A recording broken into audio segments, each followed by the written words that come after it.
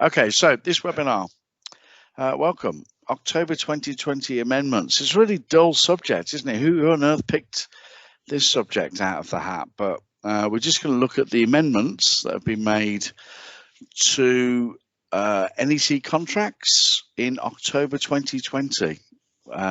Reasons for them, and talk about some of the key changes themselves. So this is a joint webinar by ourselves, NEC, alongside Hong Kong Legal Training Institute, HKLTI. So thank you very much to those guys. So on the last day of May, let's get going. We need to change the picture, don't we? If anybody's got a much better picture than a very complicated road layout using lots of unsustainable tarmac, then please do let us have a picture in time. About time we change that picture. Who am I? That's enough about me, isn't it? So I am full-time based in Hong Kong, live on Llama. Anybody want a hike and a drink? Come and say hi sometime and we'll do exactly that. That's enough about me, isn't it? So housekeeping. So the audio must be connected via your computer audio, and hopefully Letty and or Sherazade will help you in the event that you're having problems. We recommend disabling your webcam, although it's nice to see people, otherwise I just talk to a blank screen. I suppose what we have found, to be honest, is if everybody puts their cam on, then it does affect the internet, the quality of the internet call itself. So we are recording this, and we will for those that missed it and or those who want a rerun. I can't imagine many people having a rerun of this particular webinar, but you never know.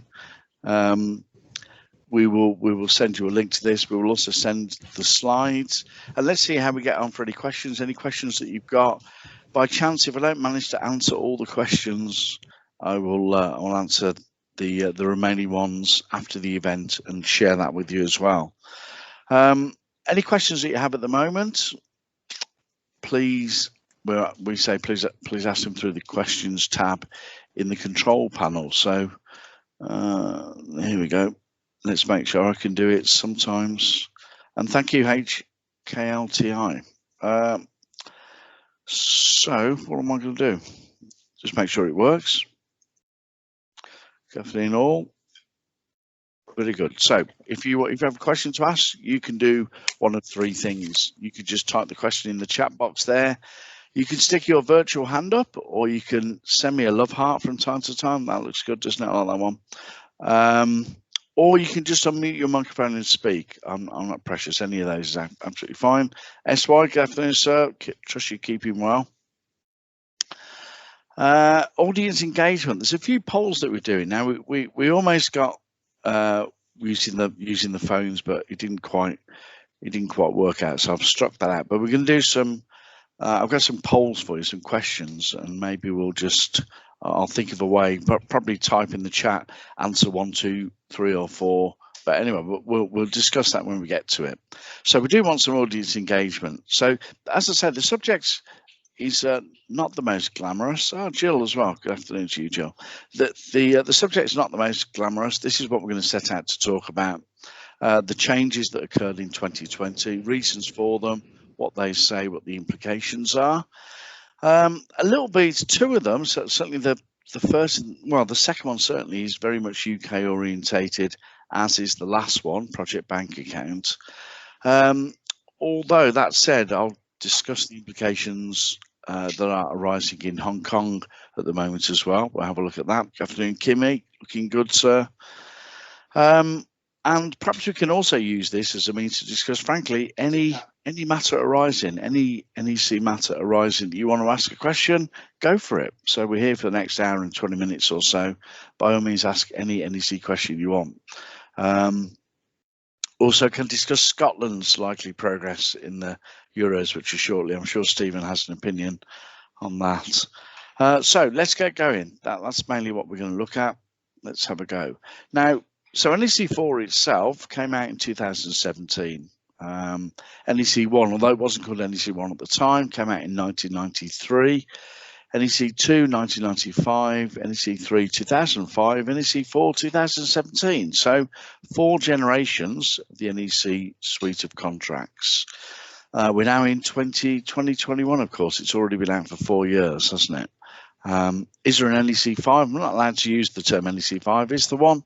Well, there's got to be one, hasn't there? That's what you do. As soon as you launch a product, you start collecting data on the existing one. And at some point in time, you'll believe that a new one is due. I don't think we're anywhere near that yet. So if I was, I have a feeling that, you know, NEC 5 might be 2030 or something like that. We'll see. But there are no plans afoot to do in NEC 5. So what we tend to do between the big updates is do small sets of amendments, and those small sets of amendments are perhaps because of a bit of case law, or we find out that we made a mistake and there's something that needs fixing. But the overhauls are in the whole sort of edition update. As I say, no plans right now to produce an NEC 5. So an important thing here is, and I'll come back to this shortly, is to realise which version of NEC 4 you're actually using. Is it 2017?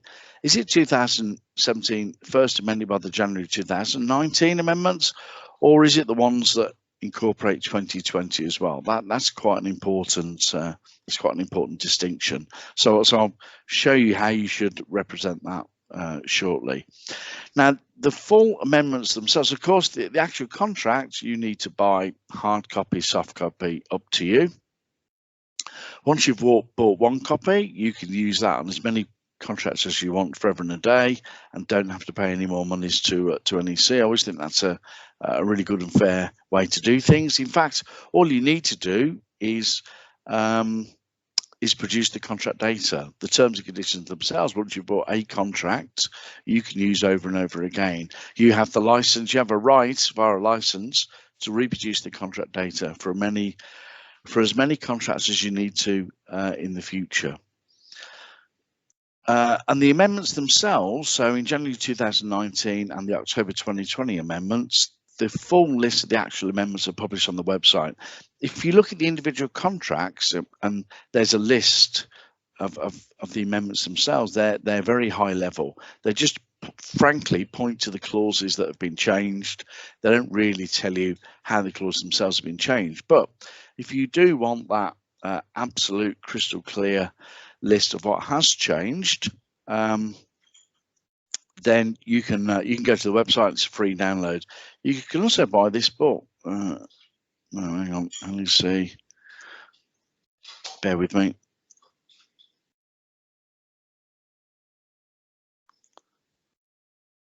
What a great book this was as well. NEC 3 and NEC 4 compared, which I wrote, of course. I earn 10% royalties, so I earn about $40 per book. So it's barely enough for a coffee in Hong Kong, but never mind. And from memory, we updated that for the January 2019 amendments.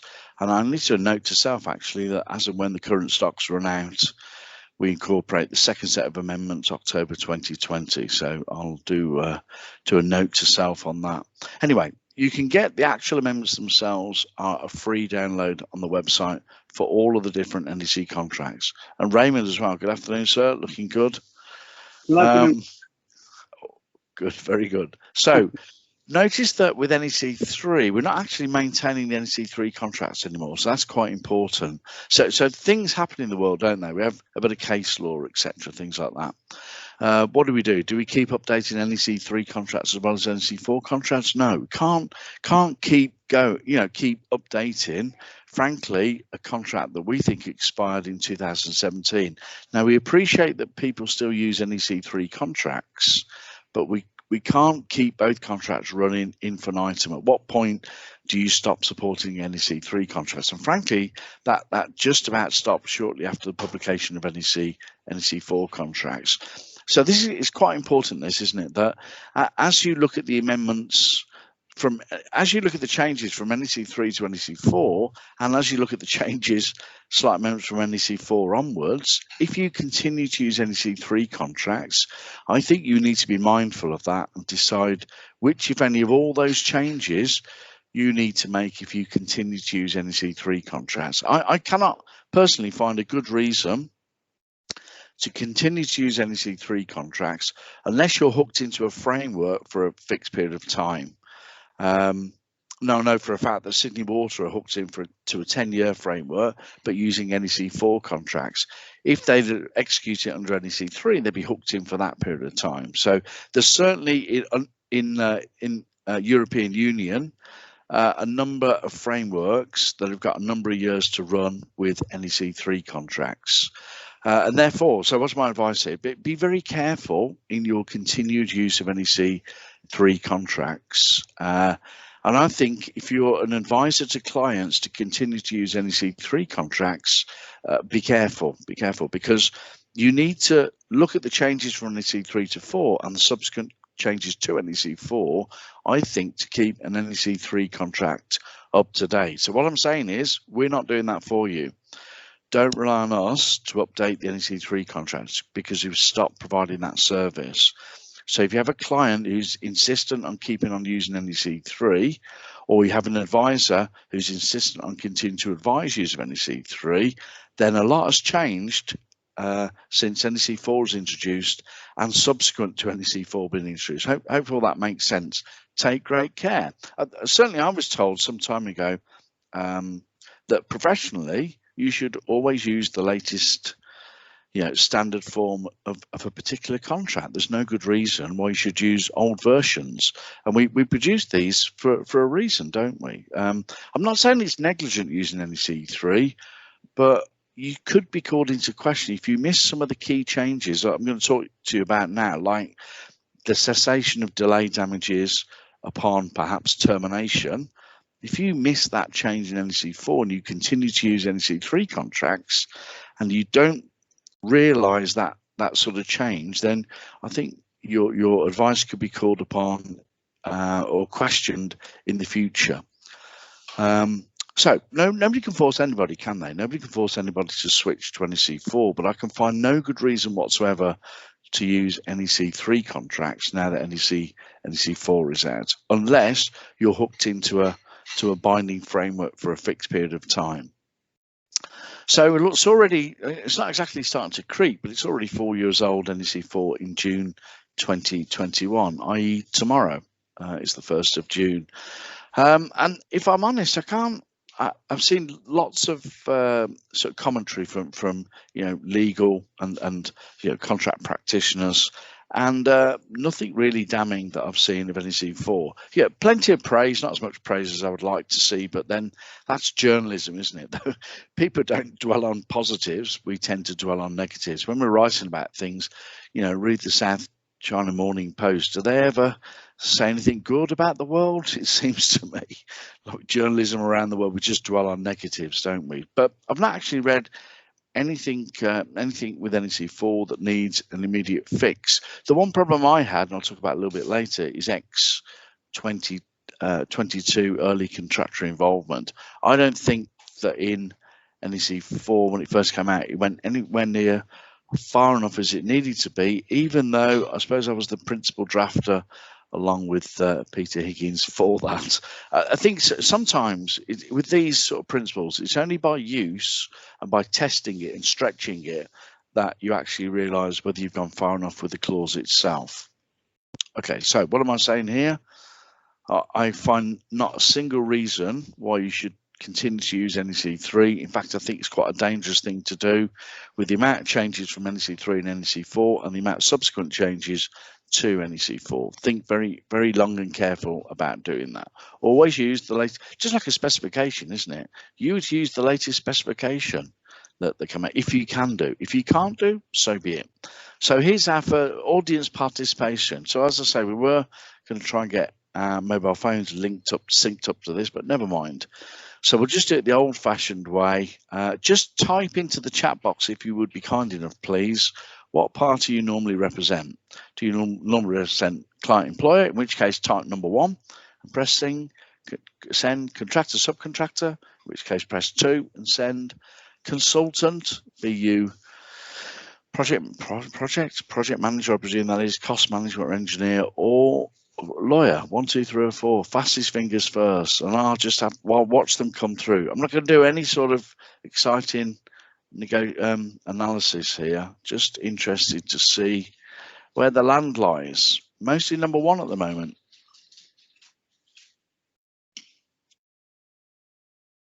That's it. I can't believe only 6 of you. 3, 2, okay. SY, yeah. Francis Long, welcome, Francis. Number 3 for Peter. Welcome, Peter. 2. Okay, cool. No lawyers. So with HLKTI, must be a lawyer in the house. Somebody at least press 4, even if they're not 4. Okay, interesting. I would say on balance that it's mainly consultants, clients in the room. No problem. Not that it affects the presentation anyway. Okay, and we're comfortable typing in numbers. We're okay with that, aren't we? So when you look at the face of this thing, so I have, what do I have here? Oh, I just have one, don't I? I have the same thing. I have NEC 4 engineering construction contract, but it still says at the bottom, June 2017. June 2017. So you have to look behind the front cover to see which actual model you're using. And inside the front cover, you get this, which is either an NEC document, which is either June 2017 or with amendments January 2019 or with amendments October 2020. Again, if you can, then use the latest version of the ECC. So I would thoroughly recommend anybody producing tender documents now really should be using that with amendments October 2020 version, if you possibly can. Now, I've heard it said in the past that if you don't use the latest version, then an allegation of negligence can be presented your way. Do these really change the world, these amendments? I don't think so. We'll see shortly what they are. I don't think they're life-changing sort of amendments, but where you possibly can, I would be using the latest version of the ECC, which is June 2017 with amendments October 2020, which we have underlined there.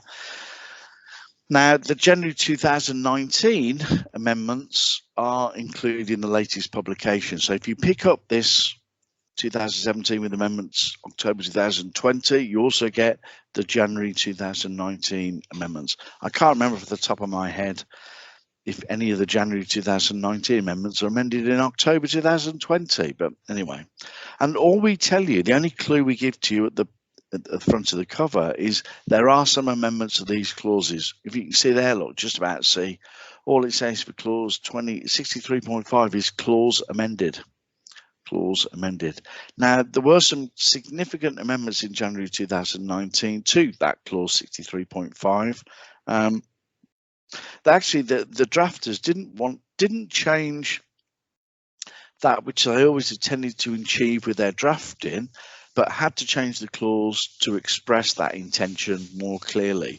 And that is the concept of things like the dividing date. And not only the dividing date, but pick up a program. Do I do anything with that, with the correct version of the accepted program, or do I bring it up to the dividing date? So there are already those significant amendments to clause 63.5. I can't remember if we've actually, maybe we did a workshop in Hong Kong. I can't remember if we looked at the January 2019 amendments. Maybe if we get time, we'll have a look at them today.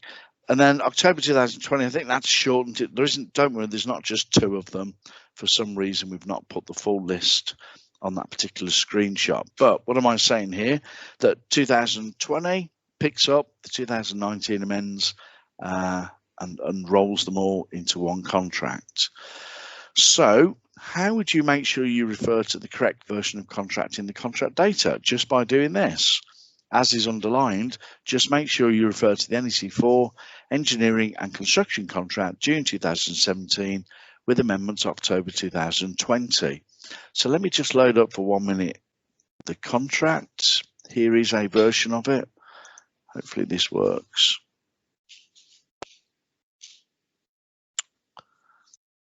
So you should be seeing my October 2020 version. Hopefully I have got the right version. And you can say I haven't. I haven't actually loaded up the right version, so I need to find that actually. So that's with amendments January 2019. So that just proves that I wasn't careful enough in loading up the right version. It's difficult. So what am I trying to show you here? That it's blooming difficult to get a hold of the right version of the right contract, and that is not the right one. Anyway, I'll find the other one later. So you need to make sure that in the contract data you are referring exactly as underlined there. So another little poll, so just so to help inform me really. Have you ever been involved in an NEC 4 ECC contract using X22? Yes, no. Yes is 1, 2 is no, or 3 is no, but it will be in the next 6 to 12 months. Is it on your radar? Have you used it, or have you not used it? So if you'd be kind to type into the text box again, 1, 2, or 3. What is X22? It is the early contractor involvement clause. And I know NTR and the airport guys here are using it.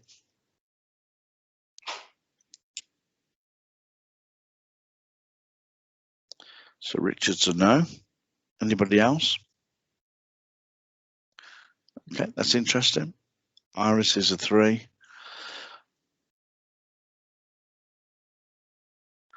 Daniel's a yes. Well done, Daniel. Cindy, no. Ringo, welcome, Ringo. Ringo's a no. No, but he wants to, but he's not likely.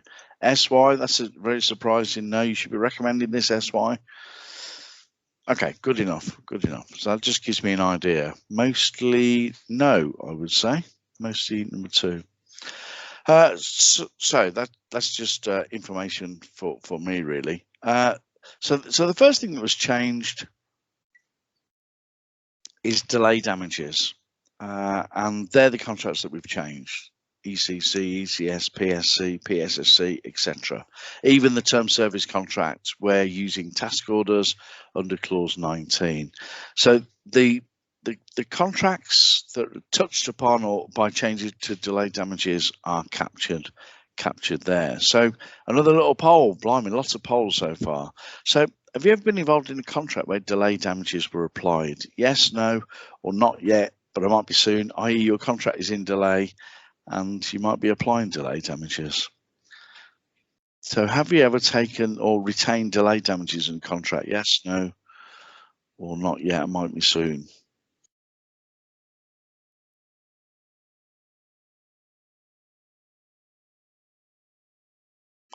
Ah, I lost my slides. Okay, very good. So you're guessing at the moment. Okay, that should come back on now. Got them now, Stephen?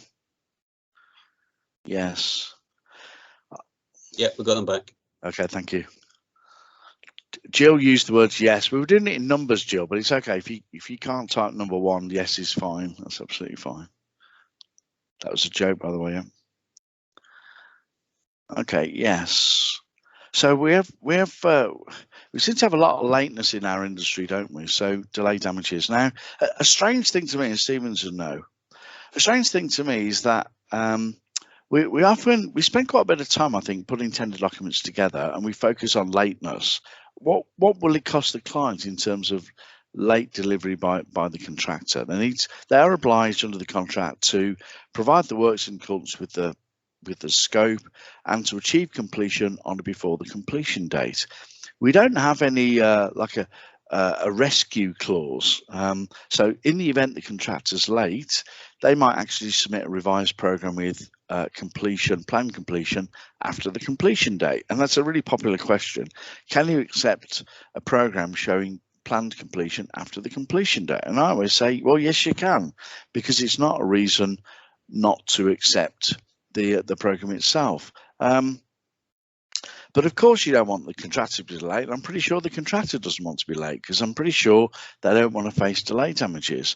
Now, if you're in an option A contract or an option B contract, lump sum or price bill of quantities, not only will the contractor be late and suffer damages, they also get bad bad publicity, I would suggest.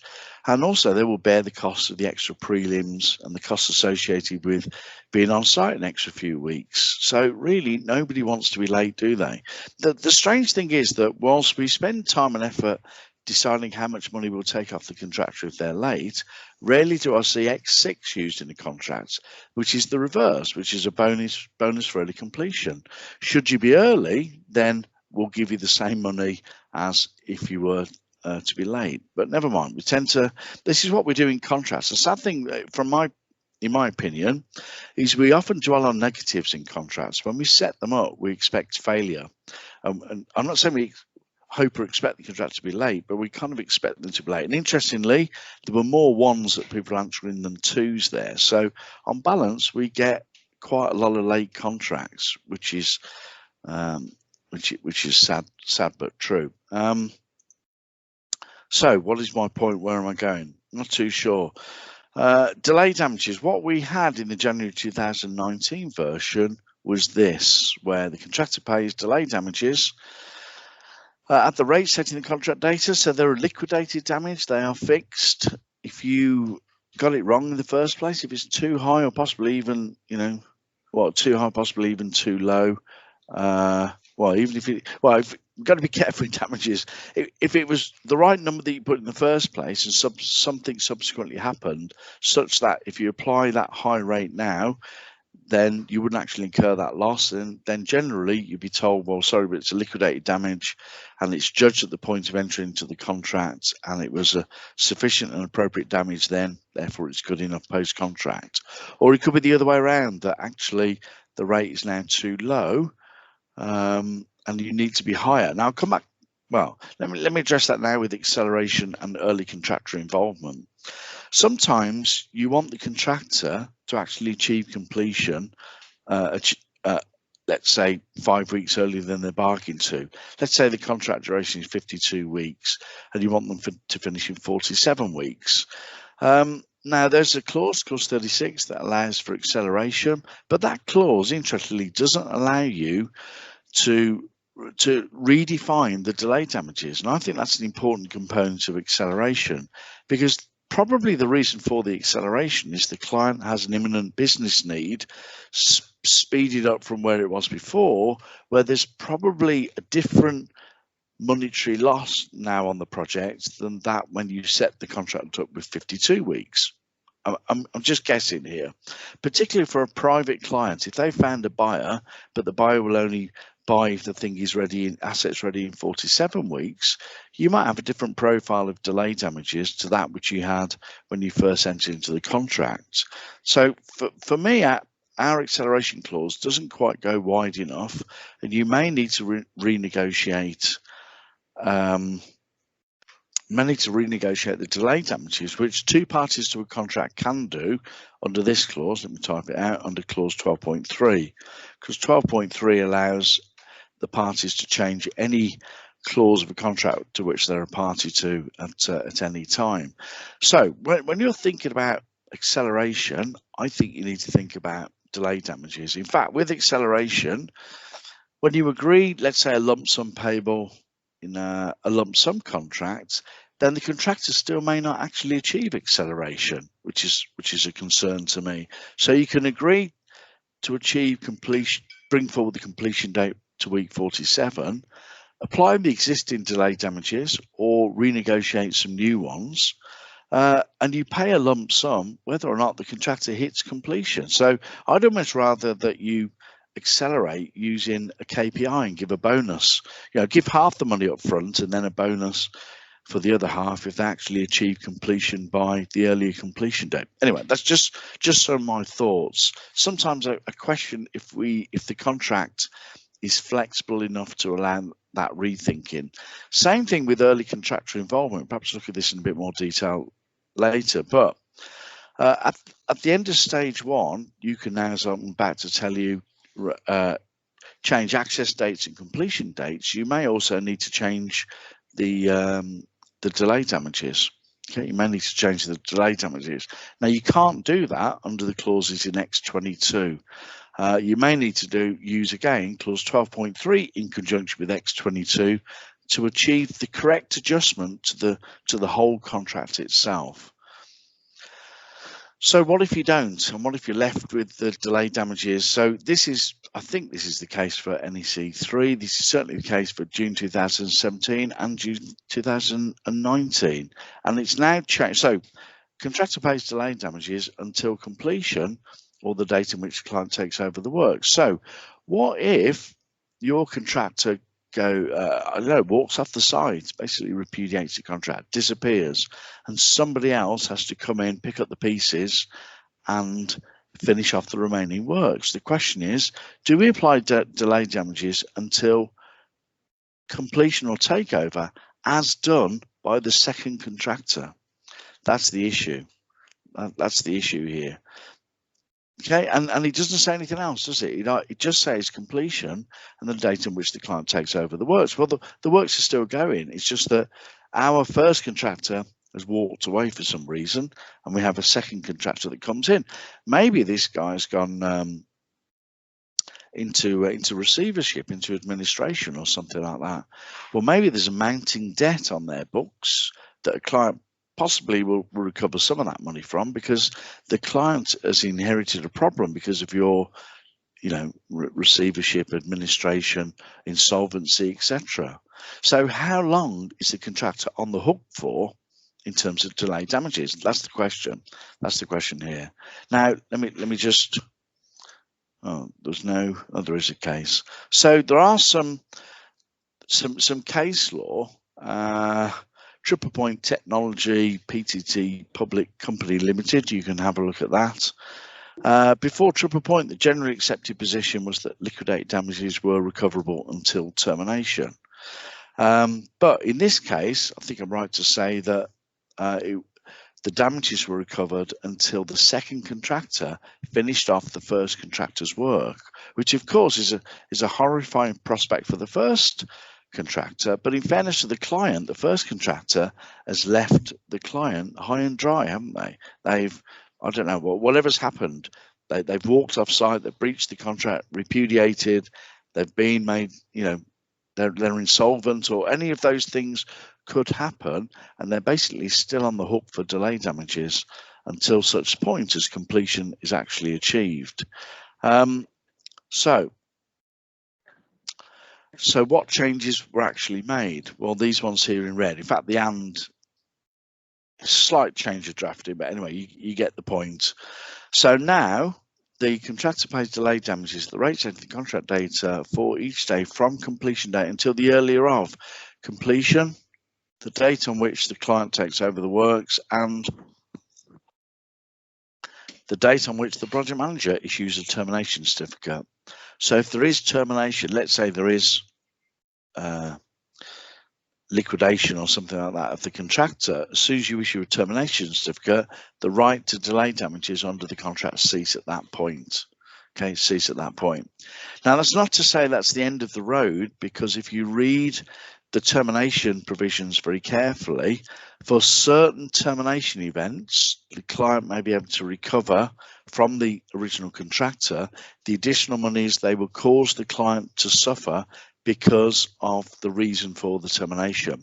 So if literally they just say, we've had enough, we don't like you anymore, we're walking away, and they walk away from the contract, they could be on the hook, or most likely on the hook, for the additional costs they will incur the client in sourcing a second contractor to replace the first contractor. Okay, but all we've done here is shut down the delay damages. Now, if you so I mean, generally termination will occur, I say generally will occur before completion. Before completion. All we're really doing here is addressing this scenario where termination occurs before completion, not after completion, because once completion occurs, and if that's slightly later than the completion date, then the earliest one of those three dates is completion, isn't it? Okay, so automatically delay damages stop at the point of completion. So if a contractor finishes, let me do some easy numbers for me, 4 weeks after the completion date, and you take the delay damages, and then somehow that termination occurs after that point, then at least that delay damages bit's closed down. What's still open is to work through the implications of the contractor of termination occurring due to contractor's insolvency after completion. Complex, but can happen. In fact, I had experience of that. I was giving Carillion in the UK when they went out of business not too long ago. I was working for the giving consultancy to the British Library, and certainly they caused the British Library and therefore the taxpayers a lot of money to pick up the pieces and find a way of continuing to provide all the FM services that they literally stopped overnight providing. And strictly, you can recover such monies for that particular reason, except they've gone insolvent for a reason. Their reason is they've got no money. So you are likely to probably get in the order of 1% of the monies back that you are owed. So it won't help you very much. Okay, so this particular change really only picks up termination, I think, when it occurs before completion, due to a default of the contractor, where you have to get a second contractor to pick up the pieces. Okay, it's drawing a line. It's drawing a line. That I would suggest, therefore, that there's still a significant risk to the client of the cost from that point onwards, and of course the delay. They will not get their asset until some point in the future, considerably a worse prospect than would have been the case if the first contractor had delivered the works on time. Hopefully that makes sense. Anyway, these are the sort of issues. So if you continue to advise using NEC 3, you will not automatically pick this sort of change up. So contractor is liable for delay damages accrued until termination. Contractor's liability for delay damages ceases upon termination. Now, thankfully, termination is quite a rare event. In fact, I've only dealt with it, as I say, very recently with the term service contract on the British Museum in the UK. So that maybe I've been lucky. And as I say, well, on liquidated damages, let's ignore that one. So the liquidated damages argument themselves have been played out in numerous judgments over the last 100 years with varying results. But I think that last one was quite a shocker to all contractors who didn't really realise that they were on the hook for delay damages. I think in that case, it might have been a year late or something like that. Somebody took, it takes months to procure somebody to come in and finish off. And then they start again, and it could be 6 months or a year easily that you get your asset late. Therefore, the first contractor was on the hook for at least a year of delay damages, okay, which is significant. So in November 2020, I think we're currently awaiting judgment. I think that's still the case. So the courts, as they do, they have a decision. Somebody doesn't like it, go to the Court of Appeal. Don't like that, go to the Supreme Court. We get like a yes, no, yes in courts, don't we? Or a no, yes, no, or something like that. So there's still uncertainty as to what is the correct interpretation on the facts of this particular case. Now, okay, we often get good law out of the courts, but often, I would suggest that most decisions turn on the facts. So unless you've got almost identical facts to this, how good is the law that would come out of this particular case? However, NEC drafter has decided we don't think that is the right NEC approach. The right NEC approach is to stop delay damages at the point of termination, assuming termination happens before completion occurs.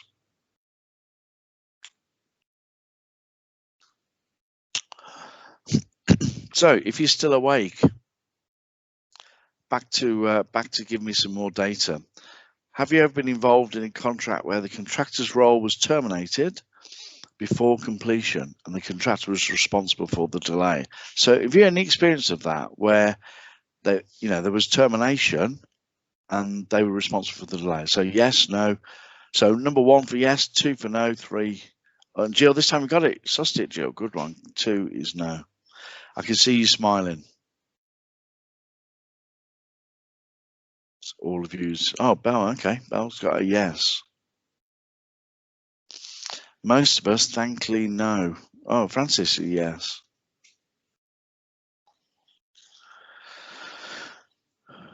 Okay. Okay, good. And Daniel as well. Okay.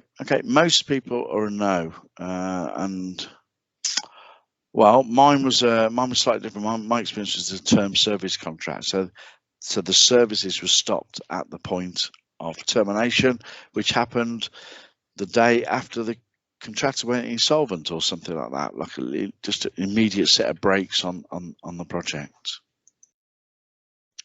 Okay, second change is not really that relevant to Hong Kong, which is amendments to the Housing Grants, Construction and Regeneration Act. However, why might it be relevant to Hong Kong? Well, I haven't got a copy of this unless it's Regis on the call, good afternoon, Regis, but I believe Development Bureau, if anybody can type the link into the chat, that'd be fantastic for us all. But I believe there's a new set of draft security payment legislation in Hong Kong now. And I think it's out in the public domain for consultation.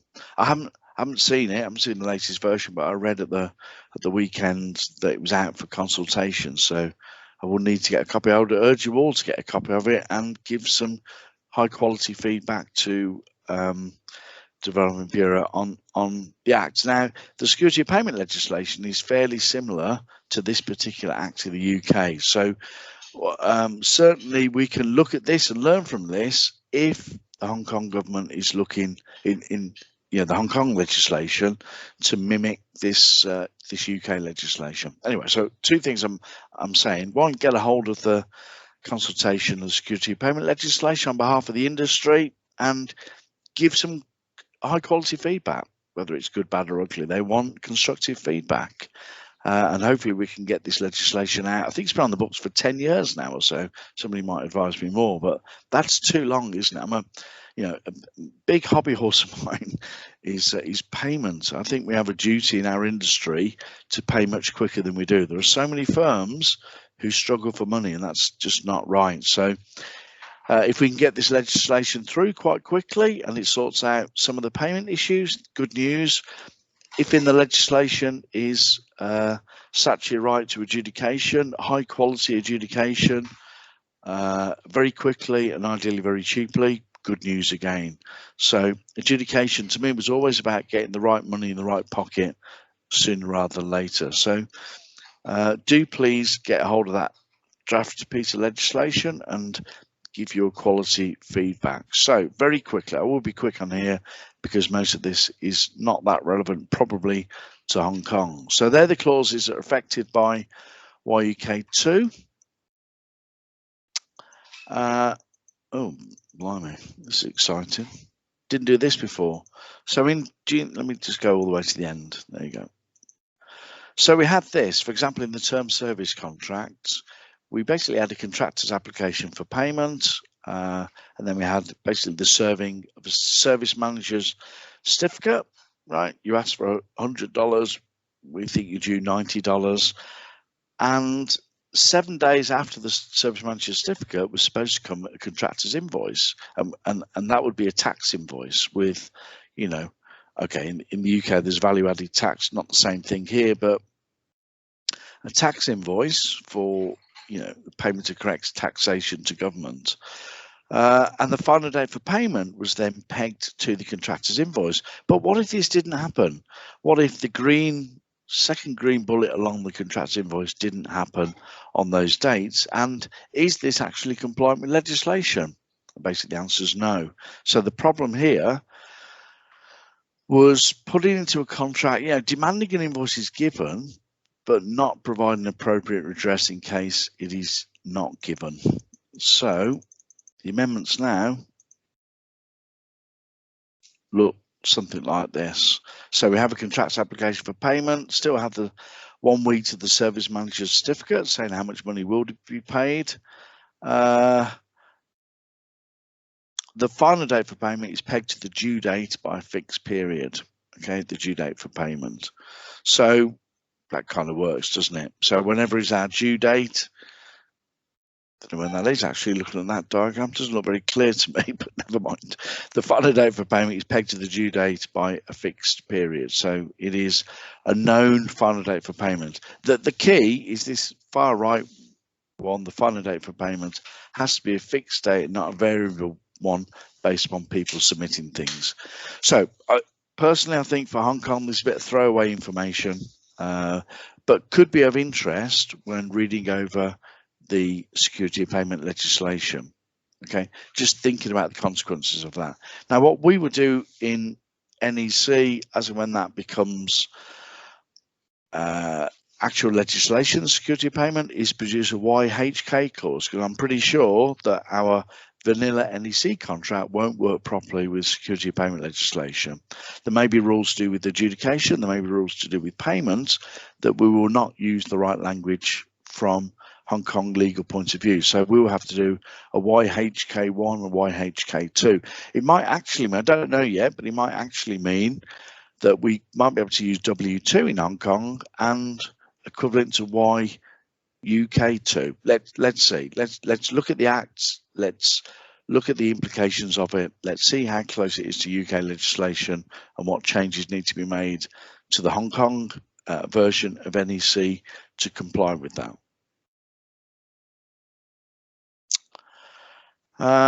And again, throw information, but there was a particular case that highlighted the problem with the previous drafting, that you didn't have that known final date for payment. It was a variable one, which linked itself to the submission of an invoice, which was not what the Act says. So when you're reviewing the security of payment legislation, just think about the practicalities of it.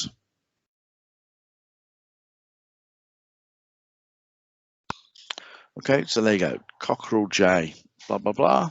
The final date has to be pegged to the due date and be a set period of time and not an event or a mechanism. Okay, very good. So early contractual involvement, moving on to, I think, probably the main event of changes in October 2020. So as a quick recap on X22, this was a new clause for NEC 4 ECC. X22 was introduced for the first time.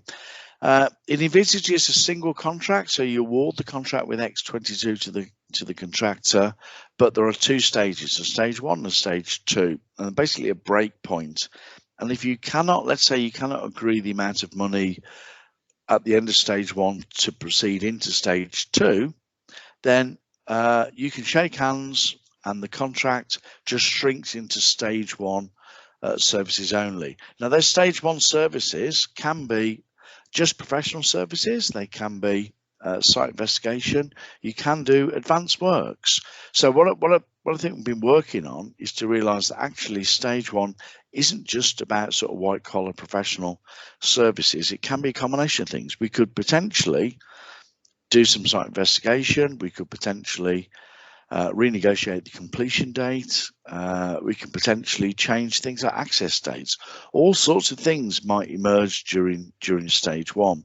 So I personally, I'm not convinced we've actually even gone far enough with these amendments, but they are a significant step change from what we had before.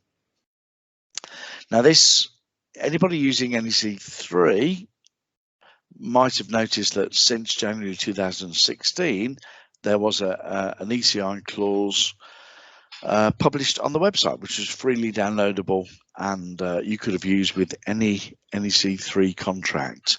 So I drafted the first one of these, again with Peter Higgins. We drafted that for Highways Agency, I think they were at the time, in the UK.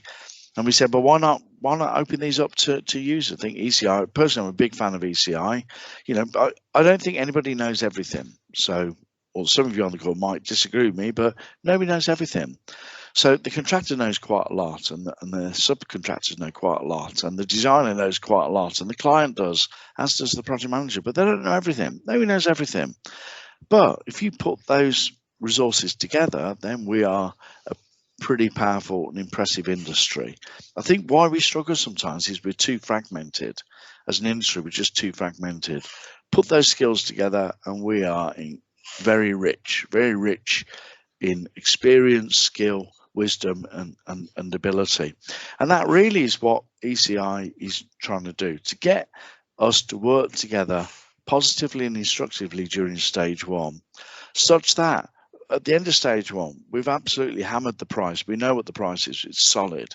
We know what the scope is. There's no ambiguity, inconsistency, nothing illegal or impossible. We've got a really good program that lends itself to safe working. It's as efficient as we can make it and as effective, productive as we can make it. Our contract data is without fault. Nowhere there are any problems. We've got an acceptable price. Isn't necessarily the lowest price. Don't always think that best value is cheapest tender. And we're ready to press that go button. So I think in stage one is about setting the contract up to succeed during stage two. I think at the end of stage one, if you can do that deal and everybody's happy with the outcome, you press that notice to proceed button and off you go into stage two. Stage two for me becomes just delivery. Stage one is where all your intelligent thinking, challenging, debating and collaborating happens, and we just press that button and deliver it in stage two. That's how I view ECI. So yeah, sure, I was involved in the drafting of it, and we don't quite say it in those words, but that really is the intent. I find too many times that we enter into a contract too early, and we have that sorted out on site ethos, which is an absolute disaster. So instead of looking forward, we end up looking backwards and fixing the scope that was wrong in the first place. It's not a very sensible way to do business. So use the stage one to make sure that we meet with the client and their stakeholders, make sure that we end up with something which is affordable, achievable, deliverable, good value for money, will be, incredibly safe build with a great program, and then go for it, go build it, go execute it in stage two. However, if we find at the end of stage one that it's not possible, we cannot afford it, then either reshape the scope to something you can afford, or say, well, we just haven't got a business case to support this. I don't think that's necessarily a failure. To get to the end of stage one and say it's not affordable, to me, is not a failure, particularly from a public sector perspective, because, okay, you might say, well, we spent I don't know how many dollars getting to this point, but that's far better surely than going out to the open market, competitively tendering and finding that the lowest tender is twice your budget. You've got a really big problem then, haven't you? At least you should be able to find out with ECI fairly early that actually you've a non-affordable scheme. It's funny how the budget is absolutely key. I mean, I appreciate why clients need budgets. Of course they do. We need good business cases. How many good business cases do I see? Not many. How good are we at estimating? Not very good, in my opinion. How good are tenderers at estimating?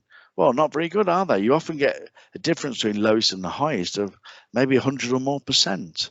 Now, the lowest one probably has made a mistake, and the highest one probably doesn't want the job. If there's 5 of them, you probably need to be looking at the middle 3. But you can easily have a range of 100% between lowest and highest. So who is actually that good at estimating? Are we that good? So the 2017 version, I think, was largely unchanged from that which we launched freely on the website in 2016. Why was that? Because we hadn't really given it a good test. We hadn't really hammered it, and we hadn't really tested it, and we hadn't got any good quality feedback. Very interestingly, so I do still input work into Sydney Water, and they use X22 on every contract. Every contract is negotiated 2-stage with X22. So it's for the last year or so, it's had a really good testing as to how far you need to stretch stage one. That's the key bit. What do you want to happen in stage one? What do you want to happen at the end of stage one? What do you want to happen during stage one?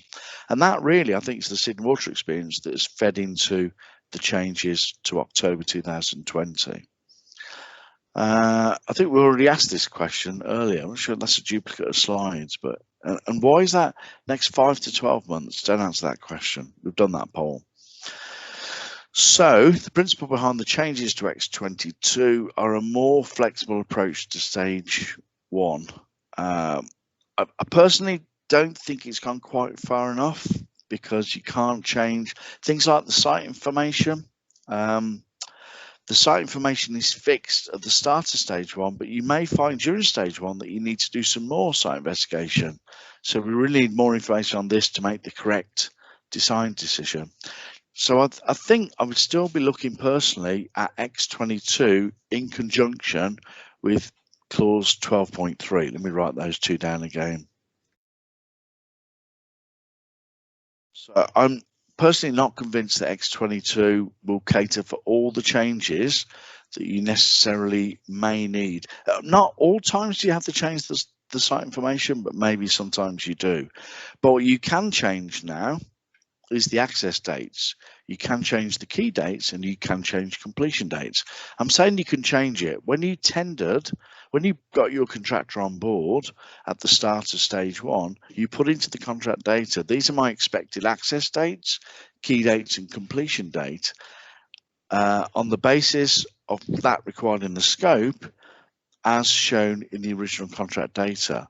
But it may be during stage 1 that you've got some incredibly good high quality work, or things are no problem SY, or far more difficult than you first thought, and you need to change the dates. So at the end of stage 1, not only now do we agree the prices for stage 2, which are usually a target cost, we also now agree the access dates, the key dates, the completion date, and the scope.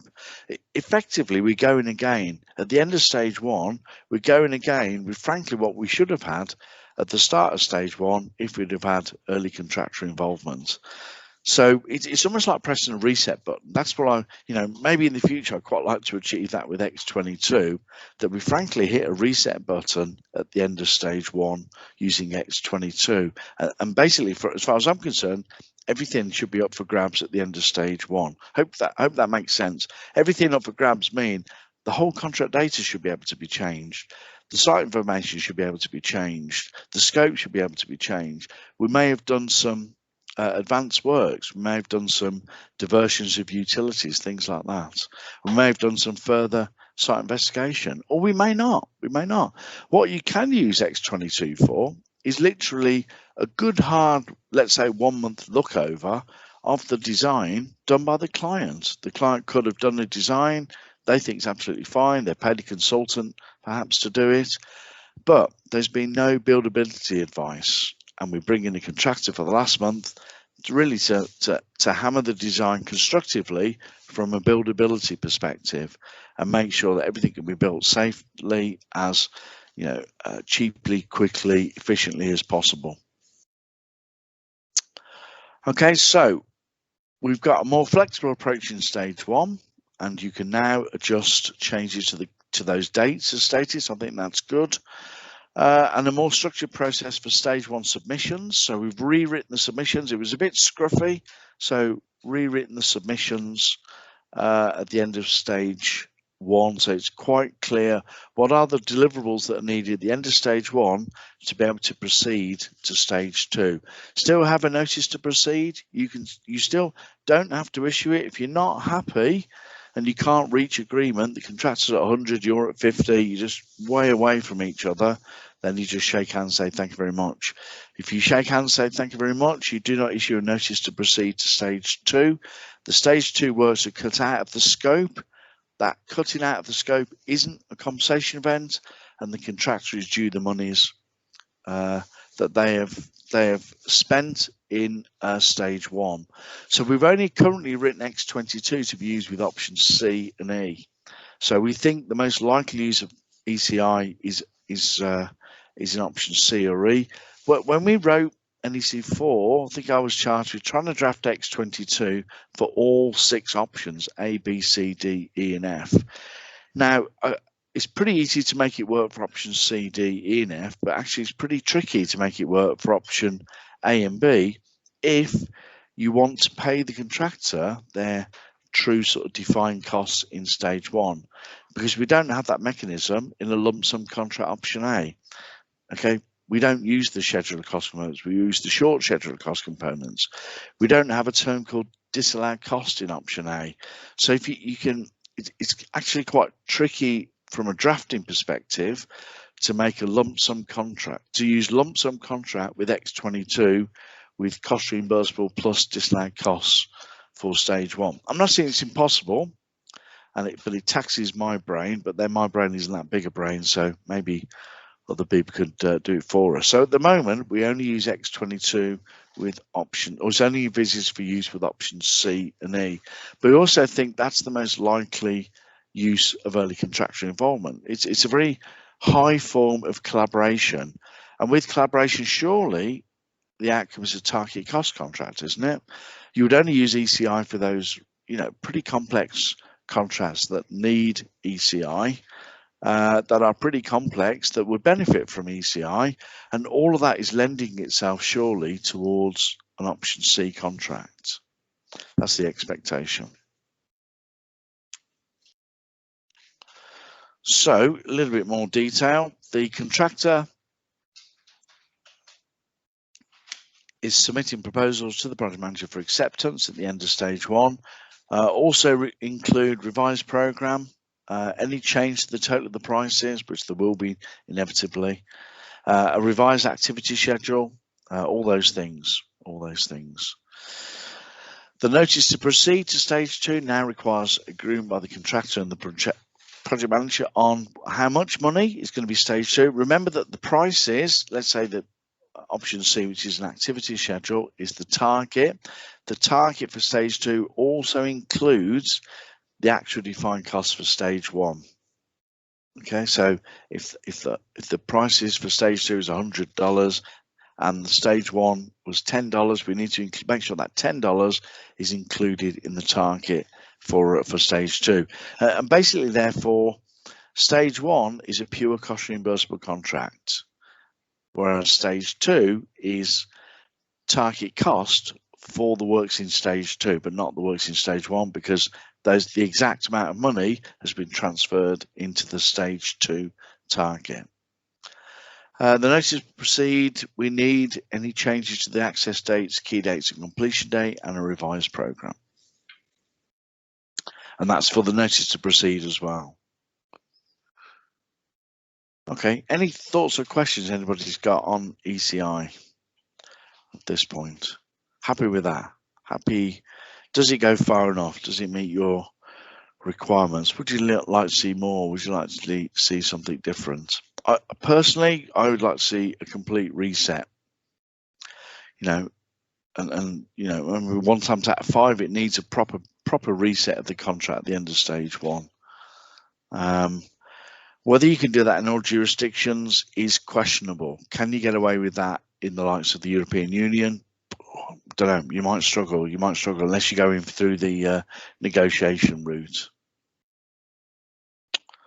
Okay, no questions, no hands up. I will proceed. So next thing's about contractors' liabilities. Just a few changes here, nothing particularly exciting that have affected these 3 contracts: TSC, TSS, and Design Build Operate contracts. And the DBO contract will hopefully be used very shortly in Hong Kong through EMSD. So thank you to those guys for having a go at that. And some of their guys, actually, we're opening up the accreditation to do accreditation for service manager under DBO contracts. So that's quite exciting. Clause 81.1. So contractors' liabilities, these used to be called contractors' risks. We had employers' risks in 80.1 in NEC 3 and contractors' risks in 81.1 in also in NEC 3. So we've changed employer to client and we've changed risk to liabilities. It's a better word, liabilities, and certainly the insurance industry are much happier with us using the word liabilities than the word risks. And the problem with the word risks is that we overuse it, don't we? We used to use it in clause 80, 81. We use it for early warnings. We use it for compensation events. We use it for everything. We not quite everything, but we use it in a number of things. Do we really always mean risk? Well, the renaming to liabilities makes it that much easier, and the renaming of the risk register to the early warning register has cleared up any concern that the risk register was in some way contractual allocation of risk between the parties, because it isn't. Okay, so NEC 3 approach was to say, here is some employer's risks and everything else is a contractor's risk, except that became difficult, we understand, for contractors to procure insurance sometimes, because they would go to an insurer and you would say, I'd like to buy some insurance for any risk apart from those listed here, which were employer's risk. It's very difficult to obtain insurance on that basis. And the insurer would say, what do you mean, any risk at all? Yes, that's what the contract says. What, invasion from aliens, any risk, anything apart from those in 80.1. So it becomes very difficult to procure insurance for that sort of undetermined scope of risk. So hence the redrafting. So we now have clients' liabilities and contractors' liabilities. Now, of course, there's a gap, or there could be a gap, couldn't there? We hope there isn't a gap, but let's see in time. In fact, nobody's been able to yet identify a liability that falls between the gap of those stated to be the clients and those stated to be the contractors. Let's hope that continues. So in the 2019 version, we have loss or damage to plant and materials before they are included in the affected property and equipment. Loss of or damage to any plant and materials before they're included in the affected property and equipment. That's what it said. As a contractor's liability, it now says loss of or damage to any equipment provided by the client to the contractor. Okay, so we split it into three. In fact, loss of or damage to any plant and materials before they're included in the affected property. That's a contractor's liability. What's a plant and material? Well, I don't know, if they're replacing windows in a building or something like that. If they haven't yet, so they deliver it to the affected property, they keep it down here, it gets somehow smashed, that's a contractor's liability. So loss of or damage to plant and materials before they're in the property is a contractor's liability. Once they're in the property, it's a client's liability. It's your building, all I'm doing is replacing broken windows or something like that. Once it's in the property, it's a client's liability. Loss or damage to any equipment.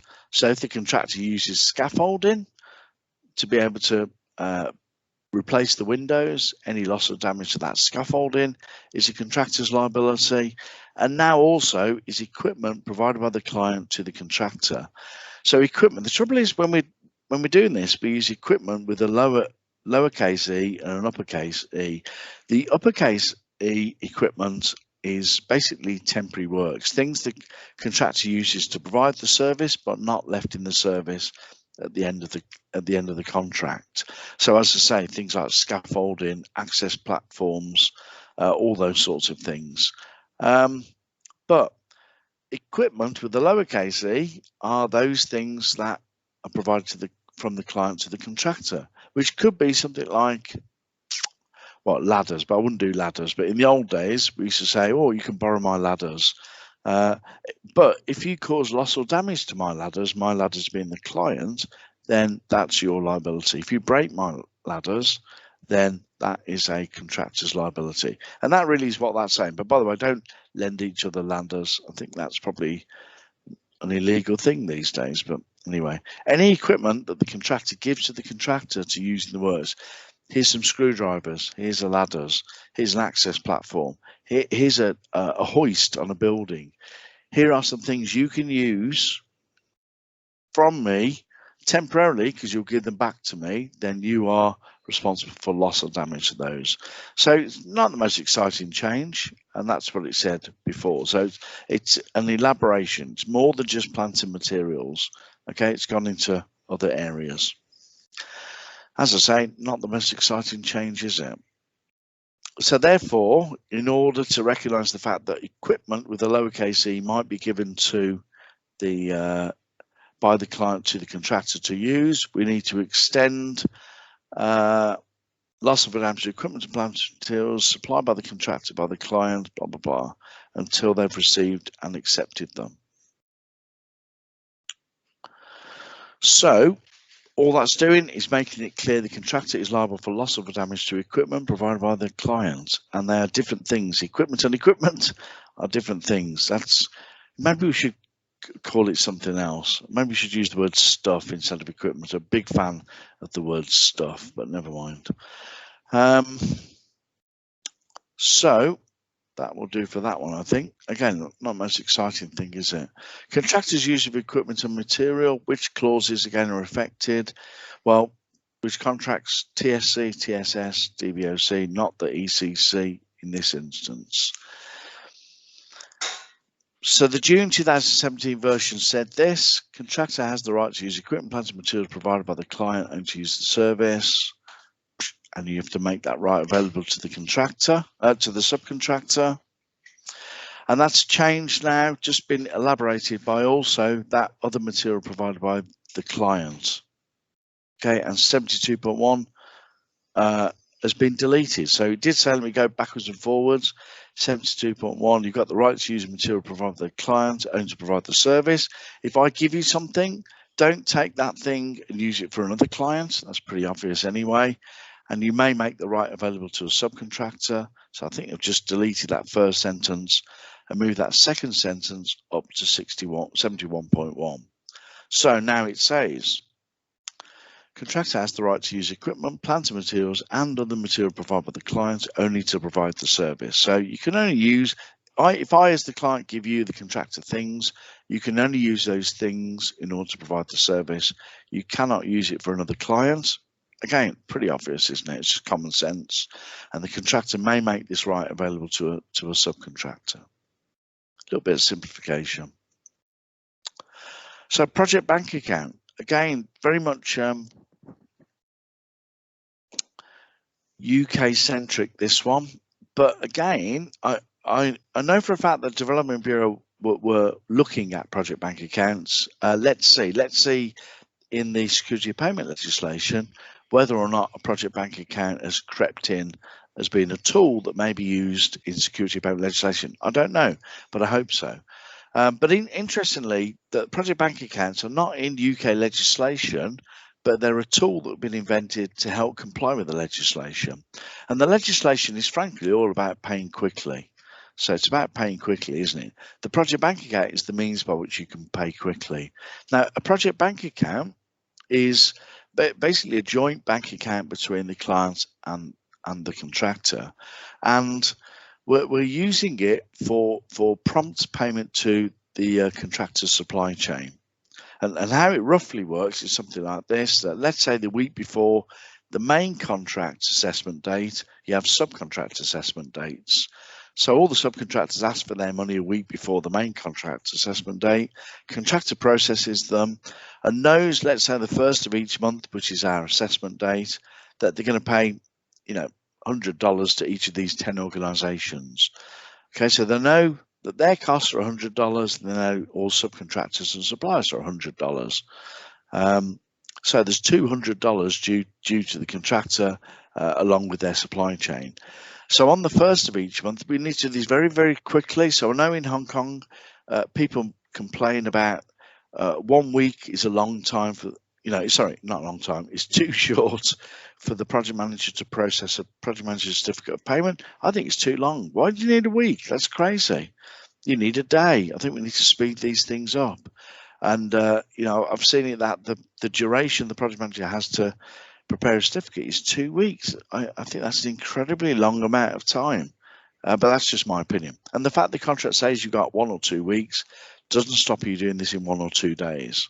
Okay, think of the contract as being a set of minimum requirements, not maximum requirements. The fact that you must give a project manager certificate in the 1 or 2 weeks does not stop you doing it in 1 or 2 days. So we know, let's say on the first day of each month, we could actually sit down with the contractor before the assessment date and start processing these things together. Do these things collaboratively. Don't have a them and us approach. Sit down and do quotations together for conversation events. Sit down and revise a program together. Sit down and prepare an application for payment together. Don't do things in isolation. Now, you might say, oh, what about the potential for fraud? Well, I think the potential for fraud is there anyway, whether or not you've got these processes. But you know, you need to be, of course, minded and reminded not to be fraudulent. It's an illegal activity. Expect to go to jail if you're caught being fraudulent. You know, I've been lucky enough, and nobody's ever tried to, you know, be fraudulent or corrupt with any of my transactions. So I hope all of you have a similar experience. But I don't see that working together professionally will actually induce corruption or fraud or anything like that. I'm a firm believer that the vast majority of people in this world are honest, law-abiding citizens. So let's not make things complicated for, you know, for those good people. So I would say work collaboratively with the contractor such that when they submit an application for payment, that's exactly the amount of money that you agreed yesterday, and therefore tomorrow on the 1st you can write your payment certificate. About 2 days later, the client puts the money in that joint bank account, and 2 days after that, each of the firms come in and collects their bit of the money that's in this joint bank account. So rather than client pays contractor, who pays subcontractor, who pays supplier, okay, even the supplier can be hooked into the project bank account. So the supplier goes and gets their $10, a subcontractor goes and gets their $10, the main contractor goes and gets their $10. The client puts the $200 in on day 3. Day 5, each of those 11 organizations go and grab the bit that says, okay, of course you have to have safety mechanisms to make sure the supplier doesn't grab all $200 and things like that. So there's a little bit of paperwork to do to make sure each company only gets the correct amount of money from the project bank account. But to me, what an amazing outcome. So now within 5 days at the start of each month, these 11 firms are paid very, very promptly. Music to my ears. We should have a look in Hong Kong. We should do this as an industry. We have a responsibility here. So we have a moral responsibility here, in my opinion. And we should look at the reasons for liquidation in Hong Kong. And I bet you at least 90% are about money, starved of money. So why are we so bad in this industry at paying? We should look at average payment records of clients, of contractors, of subcontractors. And you would probably be horrified by the amount of days on average that people pay to, you know, people take to spend bills. I don't think it's acceptable. So what I would, you know, to me, another day we'll do another webinar, but I think in the time that we have in the industry in Hong Kong, then we should aspire to make this the best construction industry in the world. That's my goal anyway. And this is just one component, payment. Why can't we at least do that in Hong Kong and be the best paying industry in the world? I'm not saying pay more money. I'd like to pay more money, but let's at least pay incredibly quickly. Why do we have to drag payments out? Why are there so many firms on their knees in negative cash flow? Not acceptable. Not acceptable at all. May not be the cheapest industry here because, of course, land prices are so high, but can be the best at so many other things. And payment, no, there's nobody good out there. There's no good country that I've seen who are good at payment to the construction industry. You know, there's no excuses here. So to me, this is an outstanding tool that we could use to speed up the whole process of payment and hopefully, you know, help firms in the future. So there are some changes. But you don't need to know the detail, I don't think, particularly here, because they're not used at the moment, but they may do in the future. So what's the concern I have here of a project bank account? Only because of the status of things like trust deeds, that this is in fact establishing a trust on behalf of the organisations who are part of the project bank account. So that money is for the subcontractor or supplier, not for the main contractor. Of the 200, you are putting the money in on trust for those 10 small organisations along with the contractor. I don't know the laws in Hong Kong as to how close they are in terms of things like trust deeds and joining deeds and the status of a project bank account. However, it wouldn't take too long, would it? And, you know, with our legal friends, I'm sure we could kick this around and decide, you know, what if it could be used here. Why not? Why not? Also, some of the changes, things like electronic banking, direct feeds, remote access, some good practice, a project bank account tracker, payment schedule, all those things. So I think it's just, again, project bank account came out in the UK maybe 15 odd years ago, something like that. It's fairly prevalent. In fact, I believe it to be mandated for all UK central government projects over 5 million UK pounds. It's mandated. You have to use a project bank account. So why not do that here? Why not have a similar thing? So I'm not going to go into great details because it's not something that's necessarily used here. Now, I think, you know, MTR use something similar and maybe would like to tell us about that. So I'm not going to do that question now. There you go, questions. I want to leave 10 minutes. I've rattled through the last bit. So quite a few of those you can see are a little bit UK centric, the changes, but they will have implications on Hong Kong, particularly with the forthcoming security of payment legislation. So let me throw it open for the last 7 minutes or so. If anybody's still awake, hopefully I haven't sent too many people to sleep, but it's not the most exciting subject, is it? Changes to contracts, but maybe you want to talk to me about making Hong Kong the best industry in the world. Anybody up for that? Why not? Why not? Why not have a legacy of helping create the best industry with the happiest, healthiest people, with the safest records, with the most productivity and the most efficiency and the best payers and the best tender documents and the most honest and the least corrupt. How about that? All those things we could aspire to be incredibly brilliant. Anybody up for that? Tony Ho's not, he's gone. Look, he's just walked out at that point, Tony. Blimey. Any questions? Thank you, Daniel. It was very kind. So this is what do I do? I try and G people up, make it exciting. So when we have the YHK clauses, shortly after the launch of security of payment legislation, I'm not aware of any legislation in Hong Kong that does this with the existing NEC contracts. So let's all, you know, like I say, let's all have a look at. So let me type this so you can remember. Go find it. Nobody type the link. Joyce is here. Well, welcome, Joyce, but she might not have the link to it. Go and have a look at that. It's out for consultation. Give you a really good feedback to Development Bureau. I'm sure they'll be delighted. Let's get this act in place as quickly as possible. And Letty, yeah, quite right, Letty. So any topics you'd like to explore next time?